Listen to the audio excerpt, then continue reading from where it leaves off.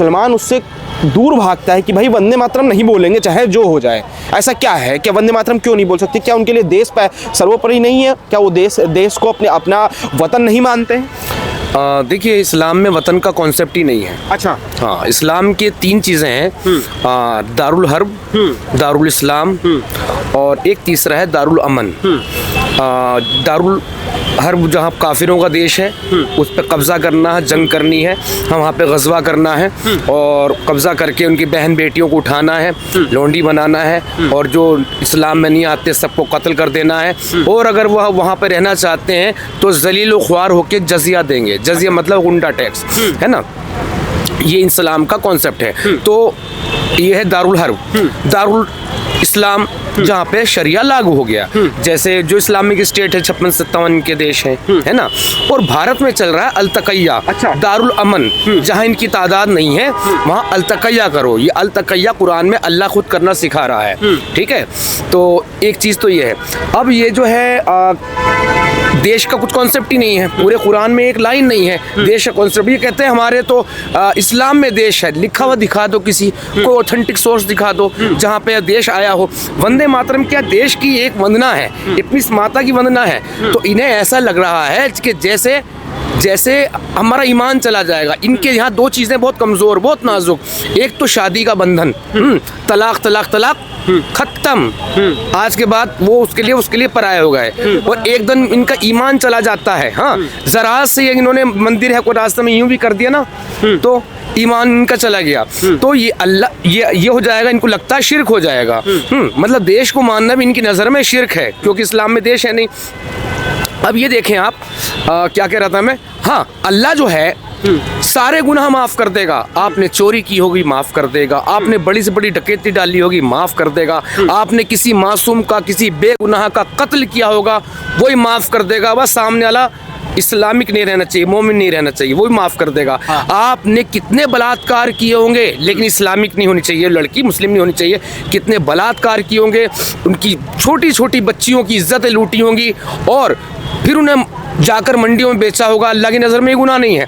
अल्लाह लेकिन कुछ हो तो उसको भी माफ़ कर देगा। अल्लाह माफ़ नहीं करेगा तो सिर्फ और सिर्फ मेरे अलावा किसी और को कैसे मान लिया। अल्लाह एक ऐसा लगता है मुझे कॉन्सेप्ट, कभी कभी तो सोचता हूँ जैसे किसी की गर्लफ्रेंड है ना, वो किसी तरह मुस्कुरा भी दे देख के उसकी एकदम जलन हो जाती है। तो ये इनका अल्लाह भी इतना जलेंडा है कि एकदम उसके आग लग जाती है, मेरे सिवा किसी और को क्यों माना। वो इतना शक की मिजाज है, वो अपने ऊपर ही शक कर रहा है। अल्लाहू अकबर, अल्लाह सबसे बड़ा है। यार जब तू है पूरी कायनात में तो तू मुकाबला किससे कर रहा है अपना? क्या हम इंसानों से मुकाबला कर रहा है कि मैं सबसे बड़ा हूँ? अल्लाह भाई कोई कहा कि मैं श्री कृष्ण में सबसे बड़ा भगवान हूँ, उन्होंने सबसे बड़ा भगवान कहा कि एक ही शक्ति है, एक ही एनर्जी है, वो अलग अलग रूप में दुनिया में आई है धर्म की स्थापना करने के लिए। फिर आ जाते हैं अशहदु ला इलाहा इल्लल्लाह, हाँ मैं गवाही देता हूँ नहीं कोई माबूद अल्लाह के सिवा, इबादत के लायक कोई है, पूजनीय योग्य कोई है तो अल्लाह ही है। अभी भी उसको यहाँ भी शक है, मेरे सिवा कोई नहीं है और गवाही मांग रहा है। और गवाही भी इतनी झूठी, इतनी घटिया, इतनी थर्ड क्लास गवाही है कि जो ना आँख से देखा मैंने, जो ना मैंने कान से सुना, और मैं कह रहा हूँ मैं गवाही देता हूँ कोई पूजने योग्य है तो वो सिर्फ अल्लाह है। हाँ, लेकिन वतन को लेके एक बात कहते हैं, जब कोई नॉर्मल किसी मुसलमान से बात करो तो कहते हैं कि मोहम्मद साहब ने हमें सिखाया है कि जिस देश में रहो उसका संविधान मानो, उसके पद को मानो, हर चीज़ को मानो। हमारा देश भारत हमारा वतन है, लेकिन हम वंदना नहीं करेंगे। लेकिन वो एक कहते हैं ना कि हमारा भी खून शामिल है इस देश की मिट्टी में। बहुत बड़े शायर रहे हैं राहत इंदौरी साहब ने बोला, कई तमाम जावेद अख्तर, तमाम ऐसे बड़े बड़े शायर रहे, उन्होंने ये सारी बातें कही हैं कि हमारा भी खून शामिल है इस मिट्टी में, हमसे कब तक आप क्या वो मांगोगे कि हम देश के हैं। ये तमाम चीज़ें चलती रहती है। देखिए जो पहली बात तो मैं उन लोगों को चैलेंज करता हूँ, उन मुसलमानों को जो वो कहते हैं हमारे मोहम्मद साहब ने कहा जिस देश में रहते हो वही का संविधान मानो, उसके कानून मानो। हाँ, ज़रा एक जगह भी लिखा हुआ दिखा दो मुझे। अच्छा। ये चैलेंज है। हाँ। ठीक। और फिर ये राहत इंदौरी ने जो कहा ना कि हमारा भी खून है शामिल यहाँ की मिट्टी में, क्या है? हाँ। किसी के बाप का हिंदुस्तान थोड़े है। अब इसमें आप देख रहे हैं ना कितनी नफरत झलक रही है, इसमें प्यार झलक रहा है। हाँ, कह रहे हैं कि हमारा एक तो हमने ले लिया, हाँ पाकिस्तान ले, बांग्लादेश ले, अब इसको भी लेकर रहेंगे। हाँ। क्योंकि पिछले दिनों पाकिस्तान के एक मैंने मुल्ला का वो सुना इंटरव्यू, वो कह रहा है कि ओवैसी साहब अब आपकी तादाद बहुत बढ़ गई है इंडिया में, मैं चाहूँगा कि अब आप भी भारत से एक अलग मुल्क की मांग करो। बताइए, ये तो है, ये है और हो जाएगा। ये 57 कंट्री ने कि 57 58 की तैयारी चल रही है। और तैयारी भी करा रहे कौन? हमारे ही देश के रहने वाले जो हिंदू घर में पैदा हुए लेकिन उनकी दिमागी पूरी खतना हो गई, जैसे ममता बेगम जी, पूरा का पूरा वो जाने वाला बंगाल हाथ से, हाँ जाने वाला है सच में, और पूरा कश्मीर जाने वाला है। केरल देख लीजिए, कितने जिलों में से हिंदू गायब हो गए, माइनॉरिटी बन गए, और जहाँ भी इनकी संख्या बढ़ती भाई वहाँ तो खून की नदियाँ ही बहती है, वहाँ तो कत्लो क़िताल होता है। ये सच है। ये देखिए, मैं एज ए एक्स मुस्लिम पूरी जिम्मेदारी पे कह रहा हूँ, मैं जब मुसलमान हुआ करता था, मेरे घर वाले किसी गैर मुस्लिम के मरने पर कहते थे फी नारे जहन्नुमा, ये काफिर था, मर गया। मैंने बचपन में सवाल उठाया था, मैंने अपनी वालदा से कहा, मैंने अम्मी ये जो है इसे क्यों पढ़ा तुमने ऐसा? बोले जब तक जिंदा है तो काफिर को काफिर ना कहो, क्या पता कभी ईमान लाए। लेकिन सोच रखा, अब तो मर गया, अब तो सीधा जहन्नुम में जाएगा। जिसका कॉन्सेप्ट ये हो, जिस आइडियोलॉजी में अपने अलावा किसी और को माना ही ना जाता हो, मान्यता ही ना हो, तो भाई वो आइडियोलॉजी इस मुल्क को क्या किसी भी मुल्क को कैसे मान लेंगी? फिर बात इनकी, कहते हैं हम तो इस ज़मीन को 5 बार चूमते हैं। चूमते कहाँ हैं? सजदा रखते हैं, करते हैं वहाँ को। मैंने भी किस चैनल पे एक बात बताई थी कि दुनिया गोल है, पृथ्वी गोल है, किबले की तरफ को सजदा करते हैं। किबला यहाँ है तो इनका सजदा सूं इधर को निकल रहा, कोई सजदा इनका सूं इधर को निकल रहा है। अगर किबला यहाँ है, जैसे यहाँ इसे घुमा दिया, धरती गोल है तो किबला जैसे यहाँ है, तो अब इनको नमाज किबले की तरफ मुँह कैसे करना चाहिए? इन्हें उल्टा लटक के नमाज पढ़नी चाहिए, तब इनका मुँह किबले की तरफ होगा।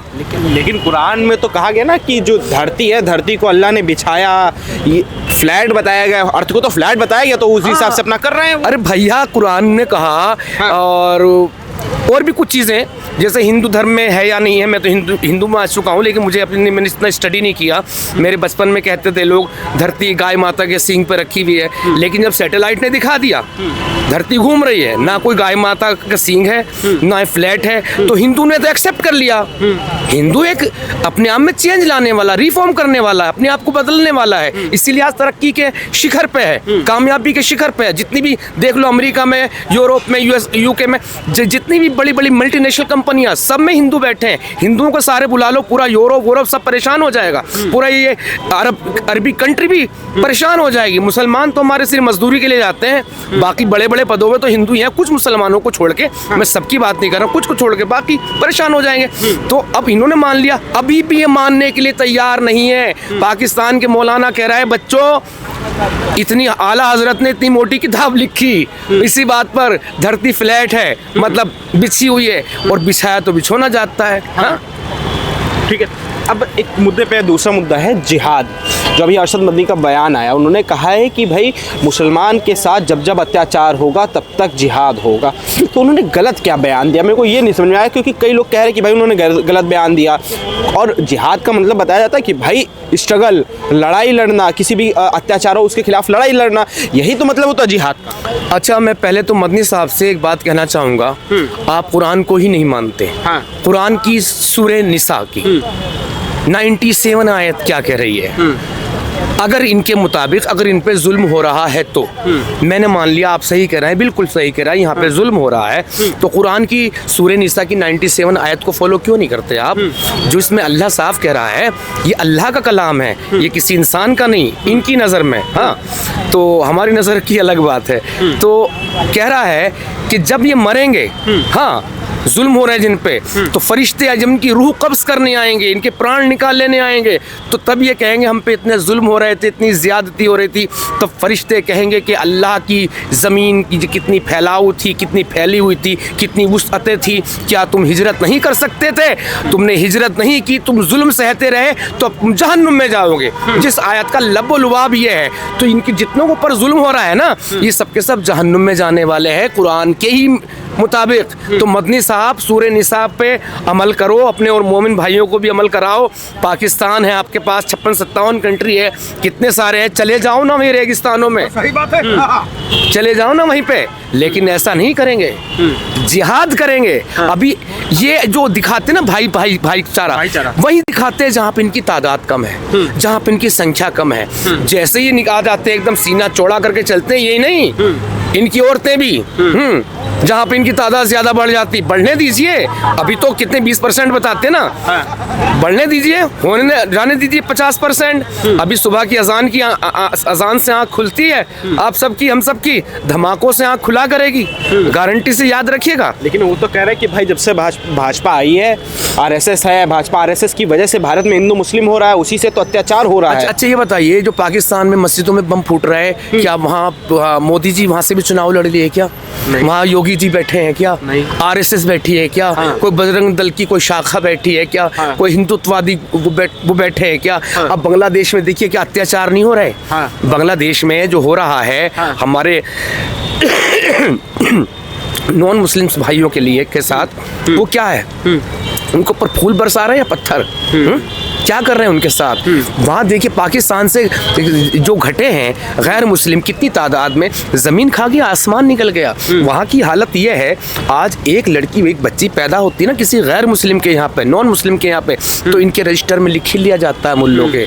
जब वो जिस स्कूल में जाती है उस पर पूरी नज़र रखी जाती है। जब हो जाए वो 7-8 साल की, तो एक बच्चा उसके पीछे लगा दिया जाता है, उसका है उम्र, जो पीछे पड़ा रहेगा, कोई जल्दी पड़ जाती है, हाँ, और कोई टाइम लेती है, और माँ बाप समझाते हैं बेटा कभी मुस्लिम लड़के से दोस्ती मत कर लेना, लेकिन फिर भी पीछे पड़ा रहा, उसके दिमाग में आ गया एक बार को, उसने प्रपोजल प्यार का एक्सेप्ट कर लिया। तो अब लड़का फिर लड़के कहीं घूमने को चाहते हैं, डेटिंग के लिए जाते हैं, आओ चलो निकल, चाय पीते हैं, कॉफ़ी पीते हैं, वो गया लेके, बस उसका आज आखिरी दिन था। अब वो लड़की को पकड़ लिया वहाँ पे, एक बुढ़े से उसकी शादी करा दी जाएगी, वो लड़का उसकी लाइफ में उसे कभी नहीं मिलेगा। अब उसे नया टारगेट दे दिया जाएगा, अच्छा, लव जिहाद के लिए। वहाँ का लव जिहाद देखिए, और ये लव जिहाद यहाँ भी तो ऐसे चल कर रहे हैं। लेकिन जिहाद का मतलब तो बताते कि स्ट्रगल, लड़ाई लड़ना, किसी जुर्म के खिलाफ लड़ाई लड़ना, यही जिहाद है भाई। सूरे तौबा जो है, जो पूरी की पूरी मार काट का है, वो बिस्मिल्लाहिर्रहमानिर्रहीम से शुरुआत है पूरे कुरान के, जो भी नया चैप्टर शुरू होता है। हाँ, इसका मतलब है शुरू करता हूँ अल्लाह के नाम से, जो निहायत ही रहमान और रहीम है, बिस्मिल्लाहिर्रहमानिर्रहीम। तो ये बता दो, सूरे तौबा के ऊपर बिस्मिल्लाह क्यों नहीं है? उसके ऊपर बिस्मिल्लाह नहीं है, क्योंकि अल्लाह उसमें रहमान रहीम नहीं है, उसमें मारने काटने की बात कर चलती है। जब ये निकाल के लाते हैं आयत मदनी, लकुम दीनुकुम वलिय दीन, तुम्हारा दीन तुम्हारे लिए, हमारा दीन हमारे लिए, हमने तो ऐसी बात, ये मदनी आयत है वो जब मोहम्मद साहब, हाँ सॉरी, मक्की आयत है, मेरी गलती ज़बान फिसल रही थी, मक्की आयत हैं, जब मोहम्मद साहब ने वो क्या बोलते वजूद में नहीं आए थे, ये तब की मक्की आयत हैं। मक्की नहीं, मैं तो मक्खी बोलता हूँ, मक्खी आयत है ये तब की, जब इस्लाम वजूद में नहीं आया था, और जब वजूद में आया तो भाई सबका वजूद मिटा के रख दिया।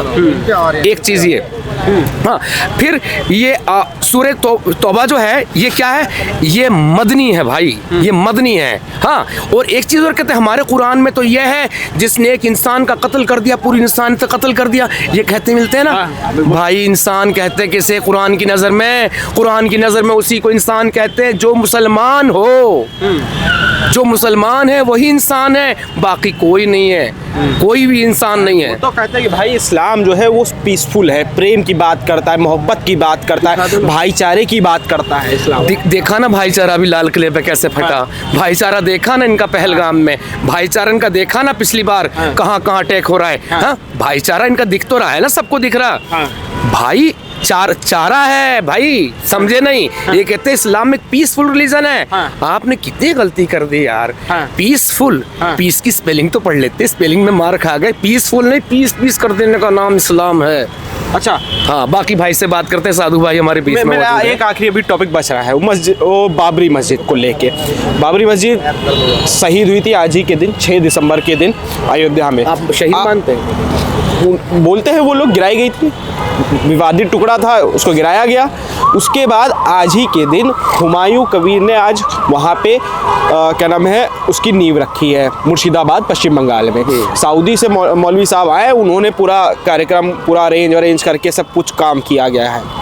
किस तरह इस चीज़ को देखते हैं, क्योंकि जब राम मंदिर का वो आया था, फैसला आया था, उस समय कई ऐसे लोग थे वो ये कह रहे थे कि भाई मंदिर बनाने की क्या ज़रूरत है, अस्पताल या स्कूल बना दिए जाएं। आज वो लोग गायब दिखाई देते हैं। दोनों पे मैं आपका चाहूँगा क्या आप सोचते हैं? जामा मस्जिद जो है दिल्ली में इतनी बड़ी जगह घेरे पड़ी है, इतना बीघों में वो घेर रखी है जगह, तो क्या ज़रूरत है इसकी? बना दीजिए अस्पताल, खुलवा दीजिए कोई यूनिवर्सिटी। तुम नहीं कर सकते क्या? सारी की सारी कुर्बानियाँ हिंदुओं से लोगे क्या? सारी चीज़ें हिंदू ही करेंगे क्या? और मुझे तो गुस्सा इस बात पर आता है, जो लिब्रांडू हिंदू है वो इनकी गोद में बैठ जाता है। ये मुसलमानों से ज़्यादा खतरनाक है। इसका तो पता चल रहा है कि ये दाढ़ी बढ़ी हुई, मुझे कटी हुई मुसल्टा ही होगा।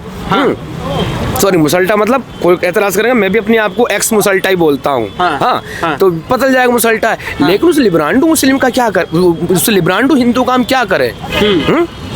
उस लिब्रांडू हिंदू का हम क्या करें? आस्तीन का सांप है। और ये जो है ना, इसने नींव नहीं रखी, इसने ये दिखाया, हुमायूं ने, जो टीएमसी का एमएलए जो दिखाने के लिए निलंबित कर दिया गया और कुछ नहीं। हाँ, इसने ये करके दिखाया अभी हमारी तादाद इतनी है तो हमारा ये दबदबा, ये रुआब है, तुम आने दो, हमारी तादाद बढ़ने दो और घुसपैठियों को आने दो, फिर देखो पूरा ये देश हमारा होगा, पूरा हिंदुस्तान हमारा होगा, है ना।